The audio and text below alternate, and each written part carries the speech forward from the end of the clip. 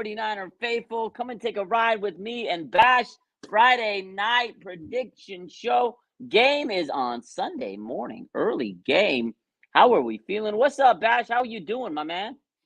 Hey, I was doing all right, but doing a whole lot better now that we're live. And always good to see you, man. And I feed off your energy, you feed off my energy, and it's always good times on Fridays. Absolutely. It's always fun. I look Despite forward our to loss, this. despite our shitty loss. Despite the loss, we'll talk about it. You know. We'll recap it and everything. But yeah, we got to put it behind us. It's water under the bridge. It's Friday. It feels like that loss was like 3 weeks ago. It's fine. We're moving on. We're still the number one seed. The 49ers lost on Monday, and they went from the number one seed to the number one seed. So to me, it's all good. Shout out to the whole faithful crew. Hey, Peter Parker, Raphael 562. My man is a member of the page. Appreciate you, my boy. Let's go. My man C says Purdy throwing for 6 touchdowns and reclaiming the MVP. I would love to see that. Julius, Susan, the regular folks are all here. Everybody's here. Let's go. We the number one seed because we ball in, and I am excited, man. Bash, what's your thoughts this week? How you feeling? I know you just said you're upset that they lost last week, but are you over it? Are you over? I'm over it. Well, I mean, it's still sticking in the back of my head, so I can't say I'm 100% over it. And I don't know if I mentioned this last week. I mentioned it to Aaron a few times, 49ers First Takes. And I'm pretty sure I probably mentioned it on my channel somewhere down the road, but I definitely mentioned this to plenty of people off stream. And that is, at the end of the day, this team is looking to win a Super Bowl. We want them to win the Super Bowl. I'm not going to say, we're going to win the Super Bowl. It's guaranteed. Nothing is guaranteed. But in order to gear up for that Super Bowl, I did my research, man. Teams over the past 10 years, -1, which was a Tom Brady-led Patriots team. They usually have a loss in December before they go on their little playoff run. That's all I'm saying. So, hey, hit the reset button, get that loss out of the way. I know it sucked in the fashion that it happened on the biggest stage, all the build-up, the best team against the best team, and, Purdy's in the MVP race. Lamar Jackson's in the MVP race. You got CMC, and, hey, whatever it is, we fell flat on our faces. A lot of blunders, a lot of turnovers, but again, you said we're still the number one seed, right? So whatever, man, let's do it. Yeah, no, my man, hey, Peter Parker says, I hate when we lose. It ruins my week. We got to just wash it off and look forward to the next game. Like, yeah, I know it ruins our mood for the week, but it was a learning lesson. And I think you made a good, point there. It's another adversity. The 49ers had a 3-game losing streak, and then they went on a 6-game winning streak. And now they got another big loss right before the playoffs. It's kind of like one of those eye-openers is like, okay, we still can be better. We still didn't play the best of our ability. Somebody could come into our field and knock us in the mouth. Like they came into Levi's. And you know what? If the 49ers are sitting here saying we need to get the number one seed, somebody came into your home and you're the best team in the NFC, the number one seed, and you still lost. So it's an eye-opener. I think the team realized that, okay, we still could be better. Shout out to my man, Frank Tom Ocean. He's another member. He says the legend, and he says, I'm ready for the next one game at a time. Absolutely. And that's the thing. Is like, yes, you're going to lose some games, one game at a time. But this was a regular season game, like you said, in December. You learn from it, and now they have to focus because January football, you can't lose in January. And these next 2 games are pretty much must-win games in my eyes. You got the Washington Commanders who are, losing a lot of players. They got banged up quarterback situation. And then you got all their corners are hurt. They got Tariq Castro-Fields starting for the first time for the Washington. I think his first NFL game. This is a guy the 49ers drafted last year. He got signed by Washington. That's going to happen. So we'll talk about that. But also is not only after this game, or not only this game, but the next week they play the Rams, who are scorching hot. Big 2 games coming up. The Niners have to stay focused. Like, yeah, you lost. Doesn't matter. You got to flush it off and figure out what you need to do in these next 2 weeks. Yeah, that's interesting that you mentioned Tariq Castro-Fields because that's a name that many 49er fans have already forgotten about. But yeah, here he is playing against us. Who was the Redskins must have had a lot of injuries at that position in order to be to go out of desperation to have him as a starter. Yeah, he hasn't really played all year, from what I'm assuming. Yeah, so this was from Mike Clay this morning. The Commanders will be without their top 2 perimeter corners, right, where Debo and Ayuk pretty much line up, as well as starting safety Percy Butler. There's also according to Mike Clay, he says that Tariq Castro-Fields will likely be one of the cornerbacks assigned to Debo or Ayuk throughout Sunday, and he's yet to play a snap this season. So, yeah, they're going to be banged up. All their 2 corners on the outside, Their starting safety is not going to be there. So Tariq Castro-Fields thrown into the mix against the team that drafted him. We talk about a revenge game.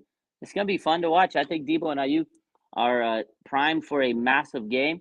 And talking about a massive game, George Kittle's 9 yards away from another 1,000-yard season, third 1,000-yard season in his career. This guy's figured it out again. With Brock Purdy, George Kittle is he's back to being just this dominant tight end that we've been waiting for. Like the last 2 years, he's not getting as much receiving yards. He's injured. The hospital balls didn't help, but he's scoring touchdowns. He's become a force in the offense, even with Debo, even with Ayuk, even with CMC. So I feel like the Niners right now, this game is kind of a get-back game, and they have to really flex their muscle. I think this game, I feel the 49ers need to take out all the energy, all the anger that they had from Monday's loss and put it out there in Washington. I don't like that it's an early game. I hate those early games, but regardless, the 49ers have to come out and just crush Washington, I feel. Yes, sir. And you mentioned that. Back to the Commanders' pass defense. I mean, they give up the most passing touchdowns. They have 33 touchdowns that they've given up already from their pass defense. They're third in yards in terms of most passing yards given up. They've given up 4,088 yards, and they're definitely hurting really, really bad with that pass defense because they no longer have Chase Young. They no longer have Montez Sweat, and now you're telling me that their DBs are completely banged up. So if Purdy doesn't ball out against this team, man, I don't know. I'll have my concerns, but I think he's ready for a bounce back. Absolutely. I think Brock Purdy's prime for a bounce. He's one of the guys I think that, if you talk about, I think he's one of the guys that if you think about all the players that you're looking into this season or this week, really, after the Monday Night Football game, Brock Purdy's probably like the top guy that you're really going to keep your eyes on because, again, he had a bad game, the 4 interceptions. He talked about how he needs to learn his lesson, XYZ. That's a guy that I feel like everybody's eyes are going to be on is Brock Purdy, right? Brock Purdy's the guy that everybody wants to see. Can he play well after this bad game? What's his mentality? He says he needs to learn and be humbled and look in the mirror and that's the guy everybody's going to be talking about because again, if he could have a 6 touchdown game, 5 touchdown game, people are going to forget about last week. He should be able to dominate Washington if they're without all those corners. So I agree with what you said. Is I expect Brock to come out and have a monster game. Now, if he doesn't, then maybe we can talk a little bit of concern because now we're heading into the playoffs. But I expect Brock to kind of bounce back and have a nice game. I don't know. What do you think? You think Brock is going to bounce back this week? You think he's going to still feel, the after effects of those 4 interceptions, or what do you think? I mean, I'm hoping that he just learns to have a short memory. I mean, it's not like he threw the ball straight at defenders, like completely, like right at them. 2 of them were pretty bad throws. The one in the end zone, I mean, Troy Aikman showed the film, soon after he threw the one where it's supposed to be like a Debo touchdown. They were playing us too deep. It would have been nice of Brock to throw that ball a little sooner, like Aikman said. That would have been nicer, and Debo would have probably gotten himself the touchdown right then and there, but he didn't. There was one interception was like, I saw Brock Purdy get smashed on the left side, dude. From the backside, he got hit pretty hard, and the ball flew up. And another one, he tried to throw it. He threw it behind CMC. That was another bad throw. The bad throw to CMC, but so two really, really fluky bad tips, right? 2 really, really bad throws. But unfortunately, against a great team like the Ravens, you can't afford to have any flukiness go on. You know what I mean? And the sad part is we were moving the ball hella good on this top defense. Shout out to Greg Cosell. He was mentioning that Kittle had himself a big game yardage wise, 126.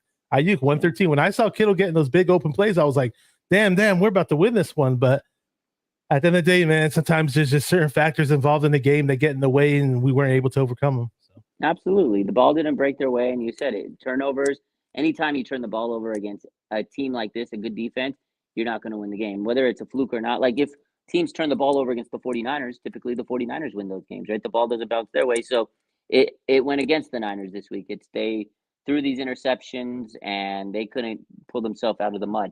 And, a lot of people wanted them to run the ball more, myself included, get CMC involved. But when you kind of start, getting deep in a hole, you start to want to throw the ball. You got to kind of catch up, get big chunk yards. And that's kind of where the 49ers were is they were moving the ball well. They were getting big yards from Kittle, from Ayuk. And it was like, wow, okay. And CMC, yes, he was getting big plays. But I feel like the mentality of most teams is, okay, we're down big points. We got to throw the ball. So I think once they started digging themselves in that hole, they were trying to throw more. But at halftime, even though they threw 3 interceptions, they were only down 4 points. So I mean, it just was one of those games where they just didn't have enough. Defense was on a short field, and unfortunately, Lamar and the Ravens just outplayed them, man. And they ran the ball when they needed to. They just had a better game, and they hit the Niners in the mouth. I think they came in with a chip on their shoulder. We talked about it all week, and last week me and you talked about this. Remember, we said the Ravens felt like they were being underestimated. They felt they felt disrespected, and lo and behold, that's how they played. They felt like they were disrespected, and I think they came out playing mad because the media disrespected them. Mike Florio, remember what he said? It's all He Mike goes, Florio's fault. yeah, All he his he fault. he gave him bulletin board. He's like, oh, we're gonna kick the S out of them, right? And the first thing that Lamar Jackson addressed was he goes, yeah, Mike Florio did it for the clicks, the views, this, that.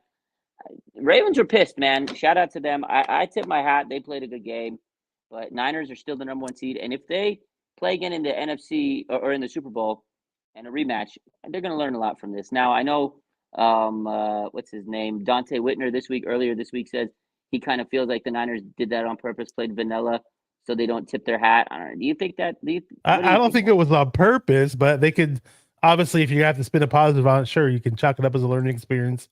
it? Yeah. And now that you have film against this defense, now that you move the ball on this defense, it is what it is. You just have to take it up as a learning experience, play better, and move on from it. But Yeah. no team is like, oh yeah, we're just gonna play soft against you guys. So for what? There's no benefit to that. I don't There's know. you play to win the game, man. Tony Dungy said it best. You play to win the game, Bash. Play to win the games. Play to win the games. Now, I got this pinned comment here from Abel. He says, why hasn't Jawan Jennings cleared the concussion protocol? Let's talk about the injuries this week because there's quite a bit. We talked about Washington has injuries.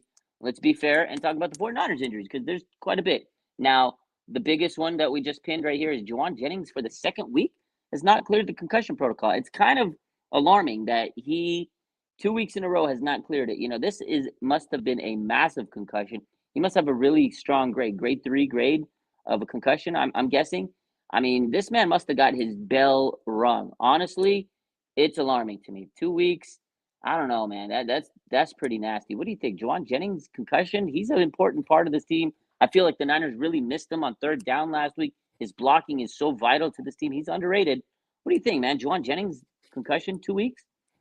I was hoping we could have Juwan against the Ravens game. I knew he wasn't going to play, but I'm not too worried about him not playing the Commanders game. I don't want to be too much of a homer and say that, but definitely against the Rams in the playoffs games, I want Juwan Jennings to be ready. So that's going to be interesting to see what happens later down the road. They opened up the practice window for Danny Gray, from what I heard too. I thought he was completely done, so that might be a possibility. Shout out to John V. See you, bro.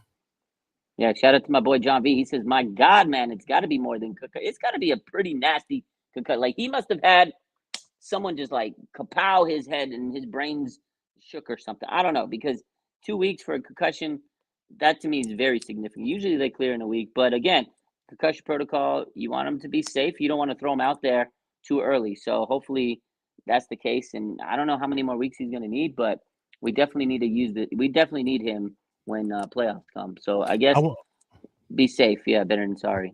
I want to mention this about Purdy just a little bit because we were moving the ball down the field early on, but I almost felt like I didn't like it how they kept forcing so many empty sets, forcing the pass where we weren't implementing the mixing in the run as much as we normally do, and it just kind of made us predictable.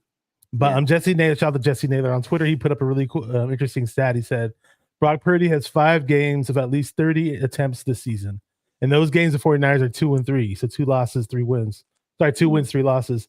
In those games, he has 5 touchdown passes, 9 interceptions, and a fumble. So the opponents, the Giants game, we were at that game, Vikings game, Bengals game, Seahawks game, which was nice, and the Ravens. So I don't know. So we'll see how it goes from here on out. I mean, I think Brock Purdy's definitely a capable passer in this league.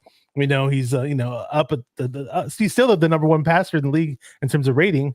Still, despite those 4 interceptions, his stat line is excellent. So I mean, I'm not worried about him necessarily, but I don't necessarily want to force too much on the guy either. And by the way, happy birthday to him. He just turned 24. Yeah, happy belated. I was just gonna say he's still young. He's 24 years old. Bash 24. You remember when you were 24? I'm starting to forget those days. I'm getting to the point where you forget it. I had a patient. He's 88 today, and he was like, "Oh, you're so young." I was like, "Oh, I'm not that young." When we were talking to him, he goes, And I told him my age. He goes, I don't even remember those years, man. And it's funny. And now I'm like thinking about 24. I was like, damn, I'm starting to get to the point where I don't even remember those days. You know what I mean? So 24 years old, he's bound to have some bad games. But you're right. I think they need to mix the run game a lot more. I mean, that's the game plan. And I feel like Kyle got away from it. He got out coached by Harbaugh. Everybody said it this week, but Yeah, we did. it is what it is, man. I'm again moving forward. We got to focus on Washington, and Ethan. He makes a good point here. He goes, "Why are major player injuries happening right now when we need them the most? Nothing crazy till now, but that's the NFL. That's why they load up on players. That's why they get practice squad players. That's why you get depth players. That's why you draft some guys, and they may not play for most of the season, but during this time of the season, they better have developed and played and practiced because they're going to need those guys. They signed a lot of players over the last couple of weeks, and some of them weren't used, but now they're going to have to utilize these veterans they signed. Logan Ryan and Jason Verrett, et cetera, et cetera. We'll talk about these guys, and they did sign Sebastian Joseph Day. These are guys they sign, veterans that can be thrown in there because they are having injuries. That's the NFL. It's a tough season. 18 weeks. It's a grind, and can you stay healthy? I don't know, man. It's hard to stay healthy, and that's why the good teams usually have their best players in the months of January and February. If you have a key injury to a key player, and chances are it's going to really affect you going down the stretch. So, yeah, it's tough to see that, Ethan, but that's what the NFL does. It's a grind, man. And can you stay healthy in the dog days of December and January? You might miss a couple weeks here and there, but if you're healthy when it matters, that's going to help you go a long way. And the 49ers, I'm going to go over the rest of the injury uh, list today for Sunday at Commanders. So we talked about Juwan Jennings. To me, it's a big loss. But as you mentioned, Danny Gray's coming and practicing. I don't know if he'll be activated tomorrow before the game. It's kind of touch and go. It's a little close before, but you never know. Danny Gray could be a guy they could bring up. They've had Mike Conley, Ronnie Bell. I feel like Ronnie Bell's getting a bad rap because he's not a good return man, but he's got flashes. He's got flashes there. And, Ray Ray's on IR. So wide receiver's kind of a tough spot other than Brandon Ayuk and Debo right now with Jennings out. Arik Armstead got the foot injury, plantar fasciitis. Kind of unfortunate, right, to see the plantar fasciitis injury with Arik Armstead. 2 years in a row now he's dealing with this injury, and that's a big, big, big loss right now. I don't know when he's going to come back, and Kyle's, he's concerned, and he says he doesn't know when he's coming back. So again, they did sign Sebastian Joseph Day. A couple other injuries: Jair Brown, knee sprain, he's out.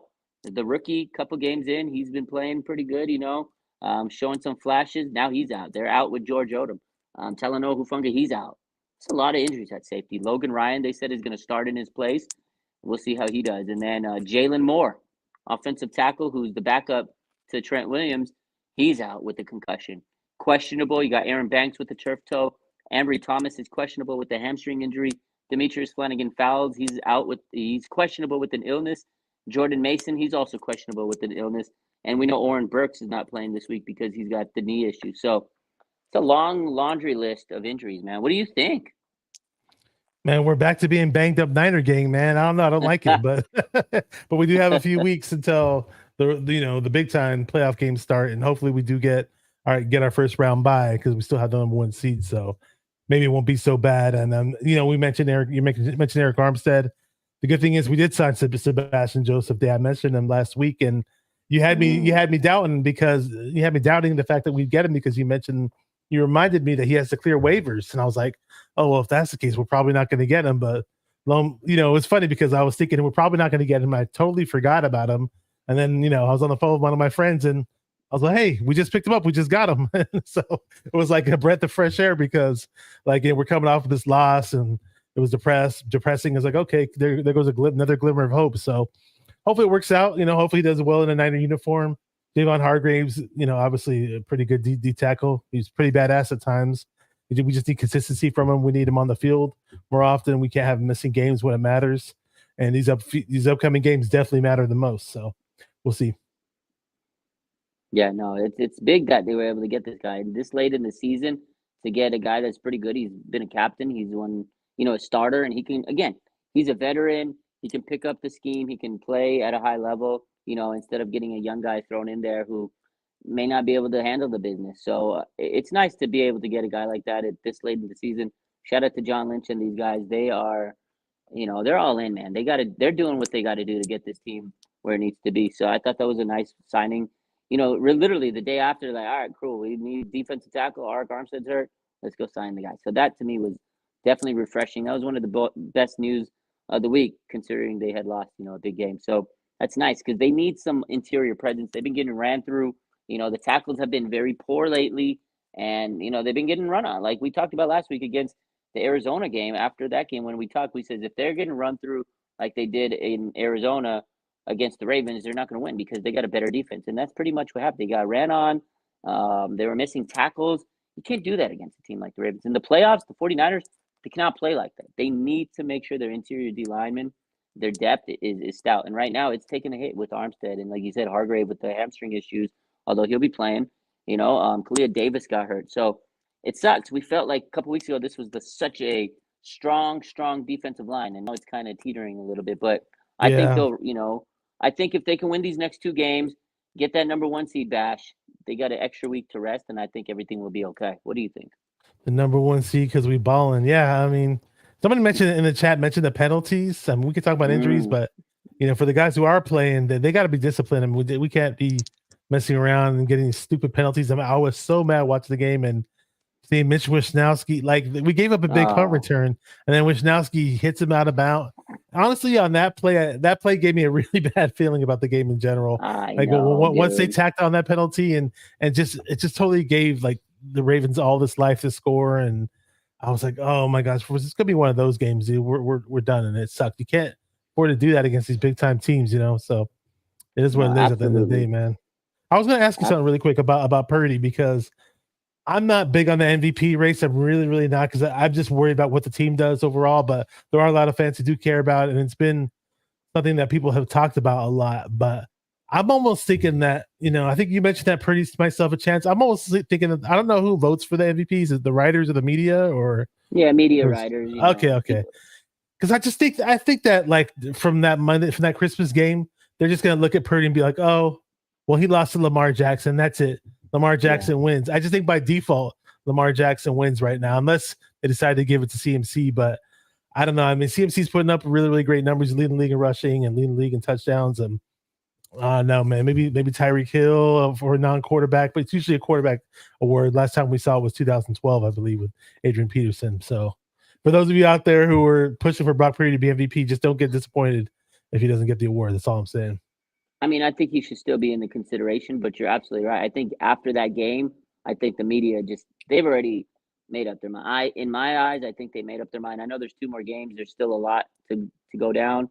They got Miami and Baltimore this weekend. Like that could put a lot of writing, in the MVP race. And CMC still not finished with his remarkable season. But yeah, Purdy, I think after that game, the media basically said, "Up, see, he's threw 4 picks. He's not a clutch quarterback. He can't beat a guy like Lamar." And I feel like that's going to be the issue with him is that game right there kind of maybe solidified his faith. But honestly, I don't think Brock cares the MVP. I think maybe there was a lot of pressure on him because I did see that Brock was like pressing a little bit more than I ever seen him. I didn't think he was poised in this game, which he typically is poised. Usually he But is. yeah, he's usually poised, and I think he was trying to like be that gunslinger and okay, I threw a mistake. Let me just keep slinging, and I'm glad that he kept slinging. Like Kittle said, he says we just keep slinging it because you got to learn how to be. You just got to learn from that stuff. You can't let it terrify you and give you anxiety. You just got to keep slinging, and you know what? It was a bad time this week. The ball didn't bounce his way, but he took accountability, and I think he'll bounce back. We got to remember again, like we said, he's 24. The man's thrown for 4,000 yards passing. This hasn't been done for the 49ers quarterback room since 2000, man. Jeff Garcia. Come on, guys. Some of the people in the chat may not have even been born bash that when the last time a 49ers quarterback threw for 4,000 yards in a season. He's close. He's 229 yards, I think he needs, and he'll set the franchise record for passing yards in a season, man. Come on. That's amazing to me. Like this guy, whether you think he's MVP or not, which I don't care at this point, the man has had a amazing season, Bash. 4,000 yards. How many years have we sat here talking about quarterback? And we had the worst quarterbacks. We've sat here talking about me and you, Tim Rattay and Drunken Miller and all these guys. They couldn't even imagine a 2,000 yard season. Forget 4,000 yards. This man's put up 4,000 yard passing. That's crazy to me. So yeah, he may not get MVP because I think the media made up their mind. I think they made up their mind that it's Lamar because he walked into Levi's and he left with the dub and he outshined everybody. The media is glazing on him. And I said last week, if Lamar walks into Levi's and wins, he's going to be the MVP. Unless Miami pulls the upset off this week. Yeah, he must. He probably has to have a really bad game against Miami, and then Purdy has to ball out the next few games and for it to change. But again, it's the least of my worries. It really is. Yeah. But yeah, you mentioned. Oh, go ahead. Real quick, hold that thought. My man Abel says Super Bowl MVP. That's what counts. That's it definitely matters. Yeah. Of course, yeah. Absolutely. Whoever's going to Disneyland at the end of the day, whoever's the one that's going to Disneyland. But yeah, I mean, you mentioned the bad quarterbacks we have. You can just see we can sit here all day about Tim Rattays, the freaking Cody Pickett's. I mean, one year we alternated like 4 quarterbacks. I think was it with Dennis Erickson or something like one of those. Yes. Oh my gosh, it was just like the worst throw I've ever seen by a 49er quarterback. Why am I forgetting his name? He was a quarterback at University of Miami. Ken Dorsey. Ken Dorsey. he threw. I don't know if he was trying to throw a deep ball, but he literally hung the ball up in the air. I wish I had a video. I don't remember what game it was from. All I remember is watching this way back in the day. I'm like, dude, that has to be the ugliest pass I've ever seen thrown by an NFL quarterback. It literally looked like something out of high school football, dude. It was so bad. I was like, how did this guy ball out so damn much with Miami, dude? He was so bad. I know. I thought he was going to be. I was like, because I remember watching mine, like, oh, they were so good. They were a championship team. And I remember, like, okay, we got Ken Dorsey. I like the guy. I thought he was good. Bro was so bad in the pros. Ken Dorsey, Brandon Lloyd. I mean, Brandon Lloyd was dope, but I mean, he had bums. Like, you want to talk about Brandon Lloyd had no quarterback. Yeah. He had no quarterback. I felt bad for that guy, and he was making acrobatic catches. But man, those quarterbacks, Sean Hill, Gino Carmazzi, however you spell his name. Oh, Gio Carmazzi. He couldn't get on the bro. They had some. You said Cody Pickett. I mean, Jesus, man, it was bad. It was bad. Yeah. Oh yeah, I remember they tried to say. Well, we mentioned Rattay. At one point, they tried to make it sound like Rattay was better than Garcia, and he had one really good game and didn't do shit after that. Yeah, it was. They called him. Me and my friend Moose, we used to call him the Rat Pack. The Rat Pack. Oh, Tim Rattay, the Rat Pack, because he sucked. But we like to give him a nickname. It's the Rat Pack. That guy sucked so bad, man. Oh, he was terrible. Troy Smith says Russell Garcia. Troy Smith, another guy who had like 2 good games and did nothing else. I know. My man John says, Raj Bash, do you guys remember Beathard getting us ahead in games and then losing them all the time? This guy was the perennial, like, oh my God, he gave us so much hope. Like, oh, okay, we're up in games. And then they'd come crashing down and he could never finish a game out every single week. I remember, prime example, it was like a Green Bay game. I think it might have been Monday night. Yeah, he had a lot of yards in Green Bay game. He was like killing. Marquise Goodwin had a big pass. I mean, I was like, oh my God, we're going to beat Green Bay. And then he fell apart, threw interceptions. And there was like a bad PI call on, I think it was Richard Sherman. But that game was just a prime example of CJ Beathard in a nutshell with the 49ers, man. I pulled my hair out. Brian Hoyer at one point, Nick Mullins. God, man, I'm so blessed. I still don't get why. We named all these bad quarterbacks, but yet for some weird reason, there's some 49er fans who have told me, I'm not sold on Brock Purdy. He's assistant quarterback. The guys he throws to are wide open and he has the easiest job and blah, blah, blah. It's like, dude, he is miles better than anybody we've had. I think he's better than Garcia. Some people don't think he's better than Garcia, but I do. And I think he's the best guy literally since Steve Young. So I think you're right, man. I mean, his processing, his poise in the pocket, his ability to extend plays. He's got a decent deep ball that's developing. You got to remember, he's coming off the torn UCL. Like, this guy's special. He's 24 years old. I love the man. He's gonna be setting a lot of records, man. And again, 24 years old. But yeah, Jeff Garcia was dope, though, man. A lot of people are discrediting this man, but I don't know. I like Brock. I like Garcia. Garcia was cool. I like Jeff. He was dope, though. But yeah, he kind of was a late bloomer, And but yeah, he took care of his business when he needed to. But I think Brock definitely, if he's continues to play like this, he's definitely going to be in the record books and be one of the best all-time quarterbacks for the 49ers. It's still early, it's still young, but he's trending that way. Definitely. Yeah, it's trending that way. Yeah, I think he'll bounce back this week big time against the Washington Commanders. Now, speaking of the Washington Commanders. Commanders, now speaking of the Commanders, there's a couple players, coaches that used to play on Washington that, they're going back to Washington. We know Kyle Shanahan, he's had his revenge game. We've had Trent Williams had his revenge game. They did him dirty and he left for a ham sandwich and a blood nickel a couple years back when Joe Staley was retired. But this season, Chase Young got traded away. Also, Montez Sweat. Like they had a fire sale, and Chase Young got traded to the Niners. It kind of infused us and gave us a lot of hope. And they went on a big win streak after they got him. We know how much he's helped the 49ers. Pass rush attack. I think the pass rush percentage went up like 10%, in terms of how much pressure they're getting since Chase Young's been there. Nick Bosa's been like amazing. He's been Nick Bosa again since Chase Young's been there. He's found happiness. When Chase Young got traded, there was a lot of reports that saying, oh, he was immature, he didn't listen, he didn't care about the team. Like they painted a bad picture. They did him dirty. They kind of did Chase Young dirty. Now, if you watch Chase Young with the Niners, he seems like a team player. He seems like a great guy. He's really bought into the culture. This is a Chase Young revenge game. What do you think? You think Chase Young's going crazy this Sunday against his former team? Usually players do. And he better get at least 2 sacks is all I gotta say, man. He better be fired up for this game because again, he's playing at his old stadium and it should be a lot of fun. Yeah, I'm a big Chase Young guy. I know he's not putting up the big numbers like we want him to, but I just think when the time is right, Chase Young is going to rack up a lot of sacks with Bosa, and what I mean is these playoff games. So I'm excited. I think he will. I think he's going to have like one just explosion game. It could be this weekend. Chris Azorno says Chase Young gave us all the intel on DC on Washington. Yeah, he missed Lamar Jackson on one play. Did you catch that? I saw that. And let me down. Cooked them up. Fred Warner did too. Like Lamar pointed him, told him go that way. He bit on it. Oh man, Lamar! that one play, they replayed it like 30 times. I was like, come on, okay, stop it.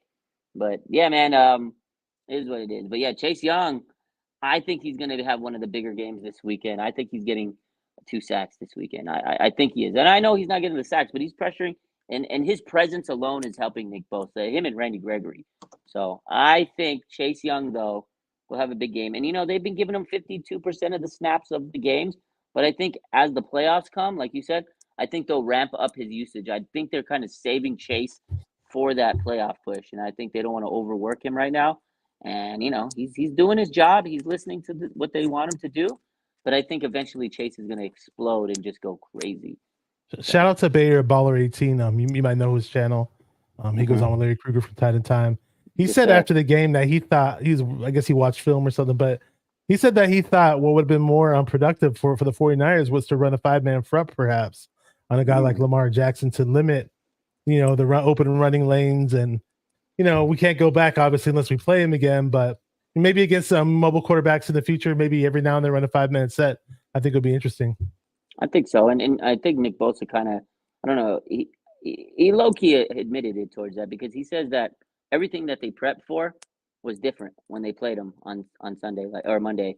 All the film they looked was a little different. Like he gave him a different look than what they had thought he was going to do. So yeah, maybe you're right. Give him a different look. Also defensively, use 5 men on that front because the 4-man rush was definitely not working. And Lamar, he was able to exploit it. But also too, I think because they were on a short field, that changes the outcome of every game. When you're on a short field, you're able to do a little bit more. You can be a little bit more aggressive. So I think that was we gave them way too much good field position. It was ridiculous. We made it easy 40 for yards. We did. They were on the 40-yard every time. Every time. That was tough. But so going back to this Washington game, we talked about Brock Purdy. We talked about Chase Young. Let's talk about George Kittle because this man, we just mentioned it. He's 9 yards away from a 1,000-yard season. Do you think he might be the X factor this week? Do you think moving forward that George Kittle is going to be the guy that the Niners need to keep, feeding the ball? What do you think George Kittle? What do you think about George Kittle? Like this guy's been phenomenal. He's been blocking and everything. What's your thought on George Kittle right now? Yeah, I mean, I think they only targeted him like 8 times, possibly last week. They didn't target him too much, but 7 receptions for 126. He didn't get in the end zone, unfortunately, but he did get some plays where he had those rack type plays, and he's looked really good in my opinion this season. He's up there with he might be up there with Kelsey. You ask me. I think he's the number one tight end in terms of yards this season. He's definitely the number one tight end. He's pretty much leading in most statistical categories for tight ends. Great guy. He always backs up on Purdy too, and in the press conferences. And I really, really hope that he just continues this level of play. I mean, whatever he does doesn't disappoint me so far. I just hope he keeps it up. It's all about consistency, I guess, and we're going to need him down the stretch.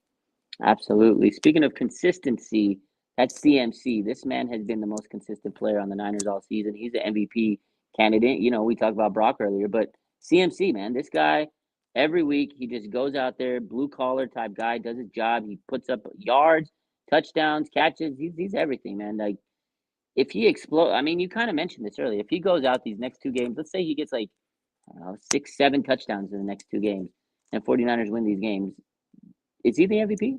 I know Lamar, like we just said, that the media is probably biased towards Lamar, but I mean, the quarterback, I think all the quarterbacks, it's going to be kind of close because Lamar, he beat Brock, but Brock beat Dak. Brock beat, Lamar or Jalen Hurts. And then Chris McCaffrey is having a historical season pretty much. You think there's a chance for CMC to win MVP? Yeah, if he puts up more touchdowns, there could be. I mean, LaDainian Tomlinson has the most total touchdowns in one season. That includes receiving / running, 31, right? So I believe CMC right now is around 20, or maybe 21. He's 21 total touchdowns. Yeah, 21 total touchdowns. So I don't know. He'd have to wrap it up a bit with a touchdown. So I mean, he might get it. It's just like we said, it's usually a quarterback award, and they going back to the Lamar Jackson thing when the two best teams played each other on the biggest stage so far in the regular season, Christmas night. I don't know, but it'd be cool if he got it. It'd be nice.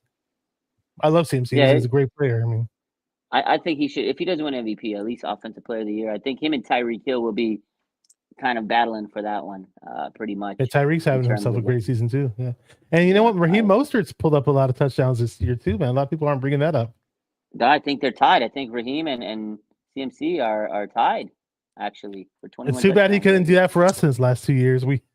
After he demanded that pay increase, wanted the pay increase, couldn't get healthy. I like Raheem, but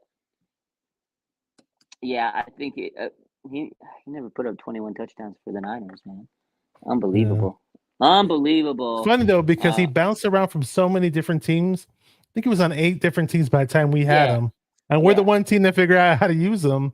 And then but it's like the Miami Dolphins are reaping the benefits, but it's all good. We got Mike McDaniel is like, oh yeah, okay, I'm gonna steal this guy, take him with me. I know how to use him, and then he just exploited him because Mike McDaniel was his offensive coordinator pretty much in San Francisco. So yeah, I mean, it makes sense that McDaniels unlocked him. Like, he probably wanted to use him in San Francisco, but Kyle had other thoughts, with the offense with Debo and everybody else. So yeah, shout out to Raheem. He's balling, man. Yeah, so let's talk a little bit more about injuries. Blood Moon says Mason is questionable with an illness. Yeah, he is. I didn't see Elijah Mitchell on the final injury report, so hopefully he could play. They did bring back Jeremy McNichols to the practice squad this week. Okay, so, I was gonna say I thought we cut McNichols, so it's good we brought him back. They cut him. They cut him to make room for Joseph Day, and then they brought him back to the practice squad. So tomorrow, on Saturday, they'll pretty much do their designations, practice squad call-ups, and we'll see who they call up. I would guess McNichols because Jordan Mason is dealing with an illness. So we'll see. Now, to me, another big injury. This is another guy we got to talk about because Jair Brown, we mentioned him. He's going to miss this game. He has a knee sprain. The safety depth has taken a massive hit, right? Talanoa Hufanga out for the season. George Odom, he's been rehabbing the torn bicep. And now Jair Brown, safety, knee sprain. Logan Ryan, the veteran Logan Ryan, who they signed a couple weeks ago, he's going to start. He's going to start at safety alongside Tashawn Gibson. So they're safety duo. They're like combined ages, like 64 right now. No disrespect. They're little older guys there. What do you think? You think Logan Ryan's going to hold it down? What's your thought, man? I mean, I liked the signing when we had it a couple weeks ago, but they definitely got some veterans there. They got some guys that have a lot of experience. I think that's good. You want experience, but what's your take? What's your take on having Logan Ryan now as a starter? I'm not even sure who's going to be the quarterback for the Commanders. Is it going to be Jacoby Brissett? Is it going to be Sam Howell? But wasn't Sam Howell bench for Brissett? And now they're saying Brissett has some illness, and so that part's up in the air. But Yeah. Logan Ryan, I mean, he's had himself an NFL career. I mean, he's a Super Bowl champion, and he had a lot of great years of cornerbacks. When my friend was telling me he was one of the better zone coverage corners in the league. So I know they transitioned him to safety. So hopefully he's pretty good in our system. I just haven't seen him in our system to give like a solid opinion, but on paper it looks like, hey, good insurance policy, right? You lose Hufanga, lose Jair Brown, and now we got Logan Ryan in the mix. I can't complain in terms of his pedigree, but hopefully he pans out, and hopefully we get Jair Brown back soon. I'd hate to have him gone for a playoff run. Yeah, no, it's again just like Sebastian Joseph Day. Like it's nice they brought in a good veteran that they can utilize, but it's just another injury that you're like, dang man, hopefully the guys that are playing can get back to shape. But again, credit to the Niners and their front office for going out and getting these guys because Logan Ryan, I think at this point in the season was one of the better guys you could have signed right now. He's a nice quality vet.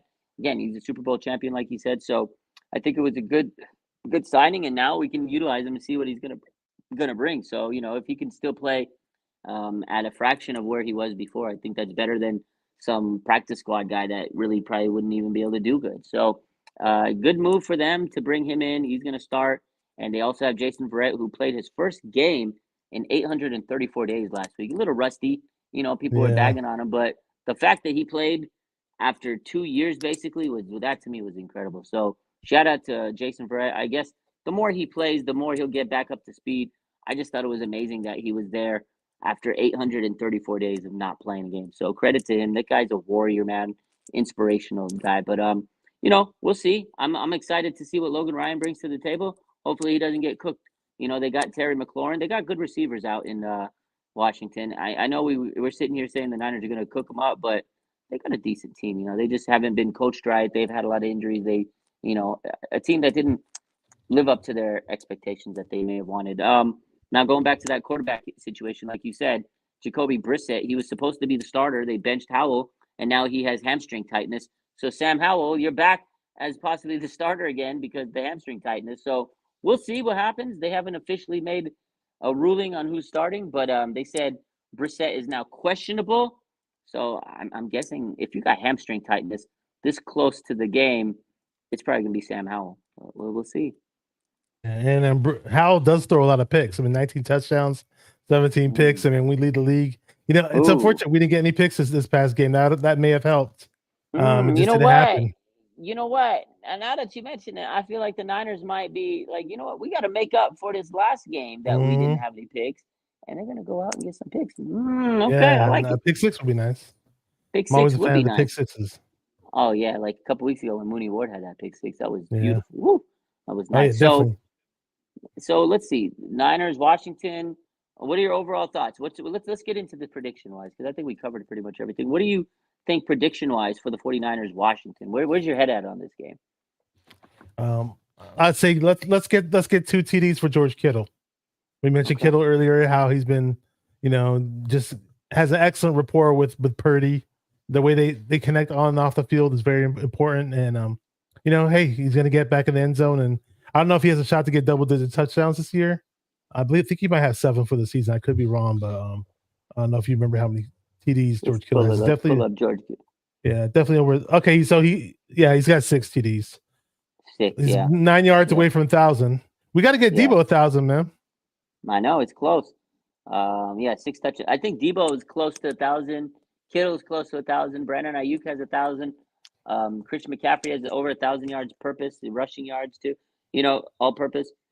This is gonna be the first time since the Colts did it with Peyton Manning, Reggie Wayne, and all them dudes back in the day, Edgerrin James, Marvin Harrison. Like it's crazy. The 49ers offense, it could be historical because those Colts offenses were crazy.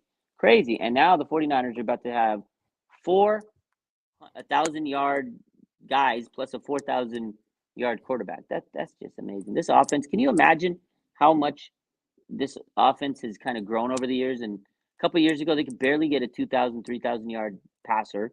They couldn't even get a receiver to scratch 1,000 yards. A running back couldn't even get 900 yards, and they were barely scoring 20 points. Now we're dropping 30 points on folks, 4,000 passing yards, 1,000 yards by 4 different plays. Like this offense is insane, man. It's insane. That's why I'm not worried. I know they lost last week, but guess what, man? this is still the number one team in the NFC. Yeah, shout out to Val Brooks in the chat because she took the words right out of my mouth. She said 164 yards to get Debo to 1,000. So it's definitely a possibility within these next two games. He's also like Kittle at 6 touchdowns, so it'll be cool. Yeah. I mean, I'm not saying that stats are the end all be all, but it is nice to have on this team's resume. Yeah, we haven't done this. Yeah. Now 164. He may not get it all in Washington, but you know damn well. Oh, he's waiting for that Rams game, man. He's going for that Rams game. He's going to drop a whole bunch of points in that. Yo, honestly, I think Debo does it in week 18 against the. I think he'll get like maybe a cool 60 yards, 70 yards this game, whatever the case is, and then he's going to need like 100 yards or 90 yards or something for the Rams game. He'll get 100 yards, and he's going to do it again. I think Debo, he might want to do it against the Rams. If I know Debo, you know, he wants to go out there and do something again that's big. Like, can you imagine if Debo drops 1,000 yards against the Rams? Oh, not 1,000 in the game, but he gets his 1,000 yards against the Rams, and then he's the reason they lose and don't make the playoffs. That's Debo. That would be Debo for me. Hey, what about Debo getting catfish, man? I was going to bring that up. That's why I brought up Debo, because let's talk about it. So Debo's had a very eventful week, man. A very eventful week. This man, okay, so he goes on Up and Adams show, right? And he talks about how Micah Parsons can't get his name out of his mouth because he was talking trash about Brock the night before. And then, of course, Micah has since, said, oh, well, that's not what I meant, this, that, the other. Rob Gronkowski called him out, said he's weird. And then Debo also called out Cam Newton and says, look, man, Cam Newton's acting like a fan. He was messaging me, wanted me on his show, and then Cam's like, "Oh, I didn't say that. That's Cap, Debo. I don't know who was messaging you." And then he pulled out the receipt. Debo pulled out the receipts of Cam Newton supposedly messaging him. It was his weird high school messaging font, his weird little emoji font. Yeah, with all the little dots and circles. Yeah. And then it turned out to be two high school kids that got the number from someone that went to Debo at high school, and they were like catfishing him, basically pretending they were Cam Newton. And then there's a video of one of them holding he's like shaking. I saw that. Shaking. That was great. How do you catfish a professional athlete, man? I know. I still don't know how they got his number like that. That's crazy. Crazy, man. Like, I feel bad that Debo got catfished, but at the same time, like, you got to be able to react a little bit different because he thought it was Cam Newton. Like, shame on him for thinking it was Cam Newton. That whole situation was hilarious. I mean, it made for good content that week. But man, that was so crazy. I mean, oh my God. But shout out to Debo. He stuck up for Brock. That was my biggest takeaway was, man, Debo, you don't mess around with this guy. And you know what? He's fired up these last couple of weeks heading into January football. We got a pissed off Debo heading into the playoffs. I think that's dangerous. Yeah. Yeah. So I'm looking at Debo's stats for his. I just was curious. I pulled up his stats for his best season back in 2021. 1,405 yards. He tore it up that year. So he had 6 receiving touchdowns. He had 8 rushing touchdowns. Damn. And, so this year, so that's 14 combined. So this year he has 11 combined touchdowns and 834 yards. So we'll see what he does these next 2 games. I think he's going to go crazy against the Rams. I think he'll have a decent game against Washington. But I just, like you said, I think Kittle's bound to have like a monster game. I think Kyle Shanahan's going to get back to basics and just feed Christian McCaffrey and make sure he's the focal point and let it open up the passing game. I think Brock will have 3 touchdowns. He'll bounce back. But I think that they're going to really try to utilize CMC more and, get Kittle the ball. A guy that I want to see get a touchdown because he hasn't had one for a little bit, Brandon Ayuk. I need to see him kind of just take over these next 2 games. He's had a lot of receiving yards, like you mentioned earlier, but I need to see Brandon Ayuk get in the end zone these next couple of weeks and just really take over, dominate. I mean, they don't have their cornerbacks, right? Tariq Castro-Fields, like we said, they're going to be banged up in the secondary. I want to see Brandon Ayuk just go crazy this week. I think we can see this might be one of those big Brandon Ayuk games. This might be a big time Brandon Ayuk. I got Kittle maybe getting a touchdown. I think Brandon Ayuk maybe gets a touchdown from Brock Purdy, and I can see Debo. All 3 of them catch a touchdown from Brock, and I think CMC runs one in. Yeah. Yeah, if we don't do it against the Commanders, like I said, they have a poor pass defense. They give up a lot of points. Over the past 6 games, they've given up at least 28+ points. So we should have an offensive barrage again. I guess I'm just saying. Absolutely. I think so. Val says, we like when Debo snaps back. he has a hell of a next game. He does. When Debo's in this mode, when he starts talking trash, he typically goes out and has a good game because he wants to back it up. He doesn't want to look stupid after he sits there and talks. So Debo's like, okay, I talked. I was in the media. I was in the limelight. Now I'm gonna go out there and dominate. So I think Debo will have at least a touchdown and back up his talk. So Deb says Chef Ayuk is going to cook. I think so too. I think he's bound What up, for it. He's Deb? like due. He's due for one of those games. Russell says Black Air Force One game for Debo. That was funny when he did the Black Air Force One against Philly. Came out all black, man. What a guy. Yeah, man. In Oh that game, he man. ran around like the Tasmanian devil, man. Hopefully we see him do that in the playoffs. And as far I as think he Ayuk will. goes, really quick. I mean, Ayuk had 113 yards, 7 targets, 6 catches, but they were probably the quietest 113 yards he had all season. Not knocking him or anything. No. It's just that the way the game was set up, and hopefully, usually when Ayuk's involved and gets those yards, it means we win. So Yeah, no, you're right. It was a quiet 113. Like I remember looking at the score at the end and then looking at the box score after the game. I was like, well, he had 113 yards. Didn't seem like it, but I just think that he will have a big game, a big impact, because again, this is a team, Washington, that's banged up in the secondary, and I think Brock Purdy will exploit that. Let's see, 49er throwback. Let's bring this up real quick before we get to our predictions.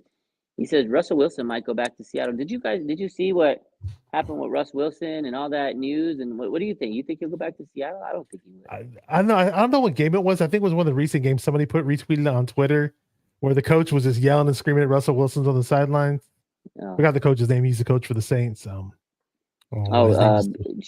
Payton? Sean Payton. Yeah, I was like, damn, he was hella two without Russell Wilson right there. So I don't know. I forgot what it was behind the scenes that went down with them and management. And I guess they don't want to pay him out for the rest of the season. And they're just like, hey, see ya, which is pretty weird. They said, it's weird. They didn't want to pay him. I mean, he signed a 7-year contract. They said, we don't want to pay you, but they said, make sure you win these games for us. Like the whole situation was weird. Like they kind of blackmailed him and then they told him, we're going to bench you. And is that okay? Like it's Russ Wilson. Like I don't like him. I hate the years he used to dominate the 49ers, but this guy's a pretty damn good quarterback. Like he could probably start on many teams. And the fact that they're just saying, yeah, we're going to cut you because we need to save money so we can rebuild this organization because we realize we need a lineman, we needed this, we needed that. That sucks, man. I feel bad for the guy. I hope he does not go back to Seattle because just like Throwback says, I get I got some like PTSD flashbacks. Russell Wilson used to whoop us on a yearly basis, and when he was on Denver last year, he beat us. Mm-hmm. Yeah, I credit that more to Jimmy G sucking in that game though. Oh god, the defense only gave up 10 points. The safety Our pick, defense, the safety sack pick. Yeah. Oh, that was so bad. Oh my god. They called it the first pick 8 or something like that. I forgot what they called it. A pick 8. Yeah. He pulled a Dan Orlovsky, man. Bro, speaking of which, man, back to the Ravens game. It sucks, man. Like I had such great vibes when we had that safety on Lamar Jackson, man. I was like, whoa, man, if we're getting these kind of plays against that team, we got this. But it's just so weird how the tide turns, man. Yeah, it's just momentum. Like every little, like small things here and there shift the tide of a game, the momentum. And that's exactly what happened to the Niners. Like they just couldn't seize the momentum. And the Ravens ended up stealing the momentum. It was just weird because I felt like I was there at the game and I just remember like, oh, we were hyped up and all of a sudden it's like the wind got knocked out of you. You're like, oh man. And then they score and you're like trying to recover. And then boom, you're driving, and then boom, the wind gets knocked down again. And it's like they were gasping. By the time the 49ers were trying to make a comeback, they were down 21 points. And it was just like, it was too little too late. And I was just like, man, too much momentum swinging to Baltimore's way. Yeah. Were you on the sidelines for the whole game or just on the beginning? Absolutely on the whole game. It was the craziest thing I've ever seen in my life back. Like you got to clue us in on some things that you saw that the average person doesn't see or things that you heard. So yeah, man, like at first I thought we were just gonna be on the sidelines before the game, like the sideline pass, you watch the players, you do that. And I was like, okay, that's cool. We're in the lounge, the VIP lounge, you get all the food, all the drinks and stuff. But they said you can go out. So like let's say here's where the players are, here's where they're standing, the benches and stuff. About 10 feet away from them, there's like, the little sideline area. And then behind us was the front row, like 50-yard line, all the seats, like right behind us. So there's that row. There's a standing row right behind the seats, 10 feet away from it, and we're sitting there. You watch the players, you see them interacting. The cameras, ESPN's there, bro. They came in our face. They were like getting video content. My friend was like had his shirt off for half the game because he was like trying to rally them. It was crazy. He's like, shout out to my boy Rudy. He took off his shirt and he's like, I'm not taking my shirt off or I'm not putting my shirt back on until they score. And he was cold, man. I was like, bro, your nipples could cut glass right now. That's how cold he was. But he was like, I'm surprised I didn't I'm see you not. on TV, man. I'm surprised I I didn't see you. think ESPN caught it. I don't know, but I know they were filming us. And he had his shirt off the whole time. They finally scored a touchdown. And he put it back. He's like, "Oh my god, thank God!" I was like, "You should have done that from the first quarter, man." but no. Besides that, you could just see like the players. You see the celebrations after a touchdown. You see them animated. You see a lot of like things you wouldn't normally see in a regular game. A lot of different vantage points. You see when the camera crew's coming and getting big content clips. And there was a point where Randy Gregory, because he was playing with the flu, he pulls up the trash bucket and he just like yakking in it. I was like, oh God, you wouldn't see that Oh, in a normal damn. game. Like you just see everything that's going on sidelines. You see Kyle talking to the players, yelling. You see Steve Wilkes like going crazy. He's trying to talk. You see like Kasur rallying the guys. He's like, yo, yo, yo, yo. Trent Williams was talking to players. He was trying to like stretch his leg out to come back in. Like you could tell he was pissed. It was amazing to like watch the players while they're playing and the motions that they're exhibiting, and then the field just like being right there, like the vantage point was like, oh my God, the game's like right in my face. It was a surreal experience, Yeah, man. too bad we didn't win, Yeah. but at least you got to enjoy that little aspect of seeing everything up close. Yeah, it was amazing, man. I'll never change. I'll never forget that moment. It was cool. Let's get back Washington. So prediction. What's your prediction about this game? Give me some bold predictions. Give me your final score, and then I'll give you mine. Mm-hmm. All right, so what I say, two sacks for Chase Young. Mm-hmm. Who do I have getting? I think we're going to see a pick six in this game. And who do I have? Let's say Diamador Lenore gets his pick six. Demo, shout out to Demo, one of my favorite guys in the secondary.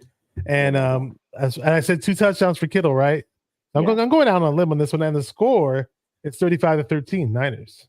I like that score. Okay, I like it. I think you said Chase Young 2 sacks. I think Chase Young might get 2. I think Chase Young will get a sack. I think Bosa will have 2 sacks.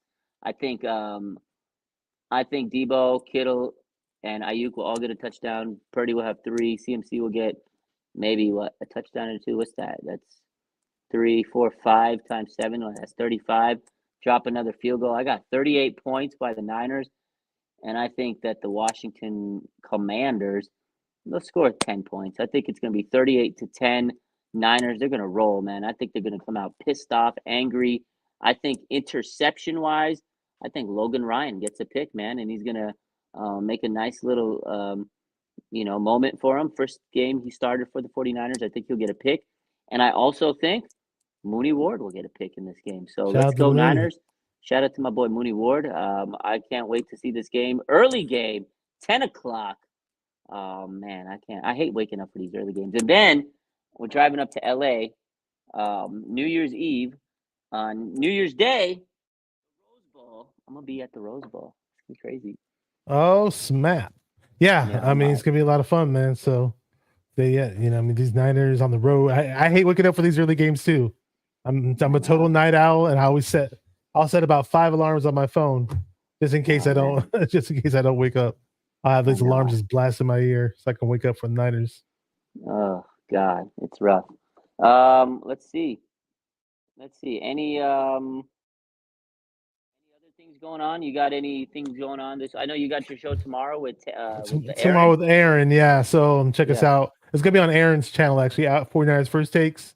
We alternate every week, and shout out to Aaron. He goes on with you as well, and I might be doing a post game show on Sunday in the evening and the afternoon. So we'll definitely have that in the works. I'm just hitting my community tab or hitting my Twitter, and I'll let you know if I'm going live or not. So definitely check it out. Sweet. Very good, man. Let's see. Happy New Year's to you. Happy New Year's to everybody else. There's a game tomorrow too. Detroit and Dallas. Who are we rooting for in that game? I guess we got to root for Dallas to beat Detroit. Yeah, I think we got to root for Dallas. Unless somebody in the chat can correct us, but we got to root for Detroit. I don't know. Oh God, I don't want to root for either one. I guess. I know. We'll see how it goes. It's all a matter of what helps us with the number 1 seed. Basically, is what it boils down to. Yeah, I think that if Dallas wins, then Detroit goes down, and then they wouldn't be able to get a number one seed from us. So, Niners got to win out. Now, the other talking about the number one seed, I want to end it on this, I guess, because Fred Warner the other day on his Fred Warner, on the Warner House podcast, he says he's not worried about the number one seed. He goes, because even if you get the number one seed and you're not playing well, it doesn't matter. You could still lose in the first round if you're just not playing well, which kind of what we were talking about earlier is this is the point of the season where you can't be losing, you can't be messing up. It's good to have got that loss out of the system, right? Before the playoff rush. But what do you think? What do you make of that? Just because, everybody's saying the Niners have to get the number one seed, and Fred Warner says, I don't care, because if you're not playing good, it doesn't matter anyways. So what is your take on that? I see what he's saying, and like I mentioned earlier, it's even though it sucks to get that we lost to the Ravens, it is in my very much so in my opinion that we did hit the reset button in December. Teams that win the Super Bowl usually get one loss out of the way in December, if not late November. And our last victory was November 12th, basically in terms of when we started our win streak. That was against the Jags. So somewhere down the road, I just felt like we had to get a loss out of the way. We did it in the worst possible fashion, unfortunately. But hey, we got it out of the way, and like Fred Warner says, hey, you got to play good at the end, and it doesn't matter if you have the number one seed or not. So we still have 2 games come up before to close out the season.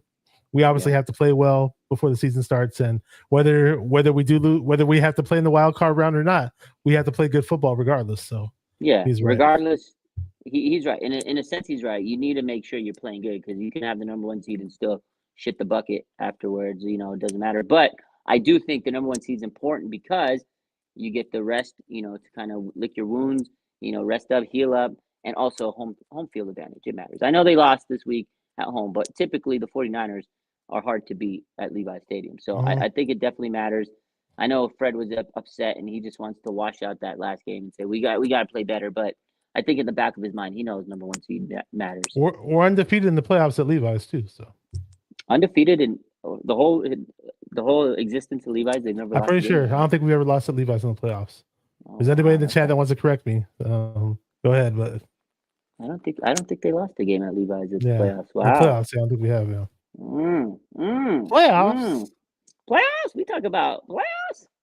Man, okay. I always say that. I know it's a low hanging fruit, but it's just like screw it. I don't want to say it.